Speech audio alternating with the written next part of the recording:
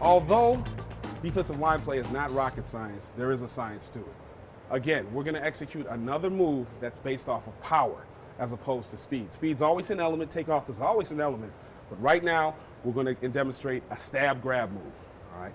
Basically, a stab grab is a one-handed bull rush that initially looks like a two-handed bull rush and moves to a one-handed bull rush because one arm is longer than two, thus giving you separation from the offensive lineman. Stepping on Jeffrey, right here.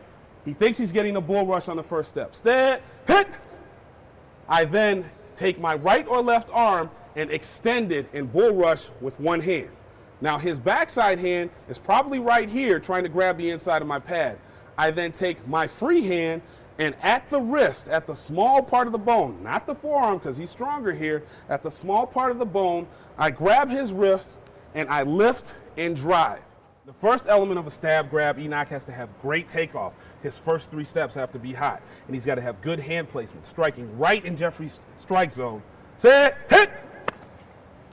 On the second element of it, he has to grab that backside wrist, and he's going to strike at the wrist, not at the heavy part of the bone because this is where he's stronger, and he's going to violently lift, set, hit! On the third step, he's displacing his hip, thus rushing half a man, getting around the corner and finishing. Set, hit! What I used to like to do was put it in his face because anybody going back like this is totally discombobulated. It's just a weird position to be in. So as we're walking through it again, I'm set, hit. I'm coming in with two. I'm extending to one. He tries to grab and lock on. I hit him violently at the wrist and I put it in his face and drive him back. Set, hit. There you go.